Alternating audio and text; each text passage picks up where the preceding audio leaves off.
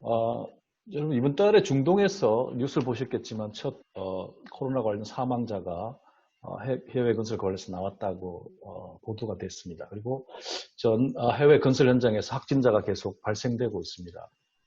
어, 일부 어, 일부 지역에서는 특히 중동 쪽에는 코로나 관계없이 공사 진행을 하라는 발주처의 지침이 있다고 하고요. 또 일부 지역에서는 공사 중단 등 지시등이 있다고 합니다.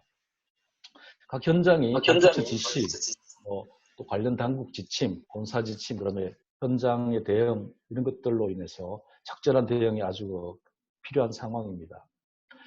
먼저 저희가 전체 내용을 진행하기 전에 이 코로나 사태를 바라보는 시각, 이 코로나 사태, 이 코로나에 대한 시각을 좀 다시 잠깐만 한번 살펴보고 진행을 하도록 하겠습니다. 즉, 이 리스크를 해외 건설에서 어떻게 볼 것인지를 잠깐만 좀 생각을 해보겠습니다.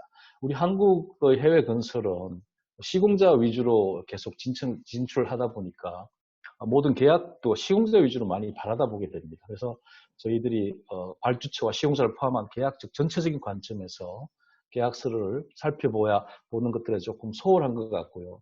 이런 전체적으로 바라보는 관점이 돼야 사실은 발주처가 어떤 근거로 해서 그런 주장을 하는지 그런 내용들을 저희가 알 수 있으면 좀 더 나은 저희가 해결 방법을 찾을 수가 있을 것 같습니다. 지금 화면에 옆에 보시다시피 우리 하나의 해외 현장이 시작되면 여러 이런 리스크들이 발생됩니다. 여기서 포스 머저라고 하는 뭐 테러리즘, 워, 스트라이크, 라이트 등이 있고요. 그다음에 또 체인지 인 로가 있습니다. 지금 최근에 포스 머저와 함께 많이 논의되고 있는 상황이죠. 체인지 인 로는 누가 책임을 질 거냐 하는 것은 계약에 따라 다릅니다. 어떤 경우는 저는 시공사가 모두 책임져라고 발주차를 위해서 그렇게 계약 드래프트를 해서 시공사한테 준 적이 있는데 그걸 받아들인 적도 있었습니다. 시공사가. 자, 이런 리스크에 대해서 어떻게 볼 것이냐 하는 문제들을 먼저 저희들이 좀 생각을 해봐야 될 것 같습니다. 그래서 리스크는 크게 저희가 이제 계약이 되면은 발주자 리스크, 그다음에 시공자 리스크, 그다음에 쉐어드 리스크가 있겠죠. 근데 만약 이런 리스크로 인해서 공사가 지연될 경우에는 사실은 그 발주처든 시공사든지 다 금융적으로 두 가지 큰 금융 손실을 보게 되죠. 발주처 입장에서는 어떻습니까? 첫 번째는 완공이익에 대한 손해를 보겠고요. 그 다음에 시공사에게 추가 비용을 부담해줘야 됩니다. 만약 시공사에서 시공사 책임 있는 사유로 지연되면 어떻습니까? LD를 부담해야 되고 그 다음에 자신의 연장에 따른 추가 비용도 부담해야 됩니다. 자, 이런 양측의 책임이 아닌 쉐어드 리스크가 있습니다. 이럴 경우는 발주처는 완공이익에 대한 손해만 자기가 부담하면 되고요. 그 다음에 시공사는 연장에 따른 자신의 추가 비용만 부담을 하게 됩니다.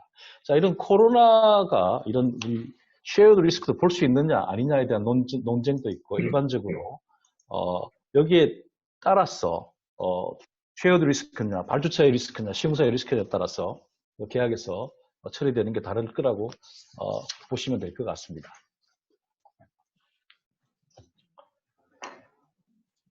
자, 그래서 첫 번째 저희가 먼저 질문으로 계약상 포스 머저에 근거한 공기 연장 청구는 어떻게 적용해야 하느냐 이런 내용들을 저희가 첫 번째로 적었습니다. 자, 여러분 먼저 shared risk냐 이 코로나 건이 이 부분에 대해서 먼저 살펴봐야 되겠죠. 그다음에 이게 만약 shared risk다면은 그다음에 어떤 절차에 따라서 해야 될 거냐 그리고 그 절차에 따라서 했을 경우에 결과는 어떤 결과가 있을 건지에 대해서 대부분의 계약 규정들이 적고 있습니다. PD께서도 19조에서 이걸 좀 상세하게 적고 있습니다. 옆에 화면에 19조에 대한 그런 내용들이 있습니다. 자, 첫 번째 19.1항을 보시면은 그 개념에 대한 내용들을 적고 있습니다. 이런 내용이 되어야만 force merge가 된다라는 내용들을 A, B, C, D 있고 그다음에 제일 위에 옆에 보시면 exceptional event and circumstance라고 해서 이 조항이 5가지 조건이 만족될 경우에는 force merge로 인정이 됩니다. 자, 이런 개념이 force merge라는 개념이 인정되면은 그 다음에는 발주처에 통보하도록 이렇게 돼 있죠. 그래서 여기서 한 가지 또 여러분 주의하게 보셔야 될 게, 발주처도 마찬가지로 포스 머저를 통보할 수가 있습니다. 19.2항에 보시면은 이런 내용들이 발생됐을 경우 양측이 다 통보하게 되고, 통보하게 되면은 그리고 이 포스 머저 확정되면 양측이 의무에서 면제되도록 이렇게 규정을 하고 있습니다. 자, 근데 여기서 좀 19.2항에서 좀 중요한 게 하나 있습니다. 이게 prevented라는 말이 있습니다. 이 어떤 obligation이 prevent가 돼야 됩니다. 방해가 돼야 됩니다. 단순한 어떤 difficulty 이런 부분에 대해서는 인정 안 될 가능성이 높습니다. 대부분의 발주처들이 이런 부분들을 많이 강조합니다. 이게 포스 머저가 될지 안 될지에 대해서는 단순한 difficulty이기 때문에 포스 머저가 아니라고 주장을 많이 한 경우가 왕왕 있습니다. 그런 부분을 좀 살피셔야 할 것 같고요.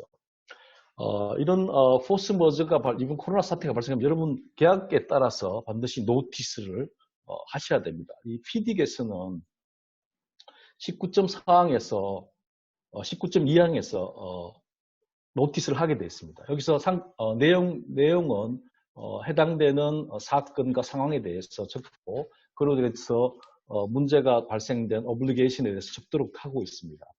그 다음 19.4항을 보시면은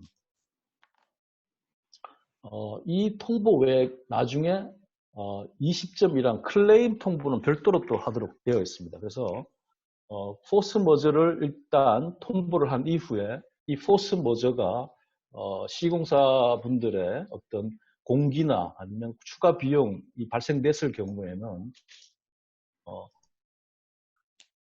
20.1항에 따라서 통보를 하도록 이렇게 명시를 하고 있습니다.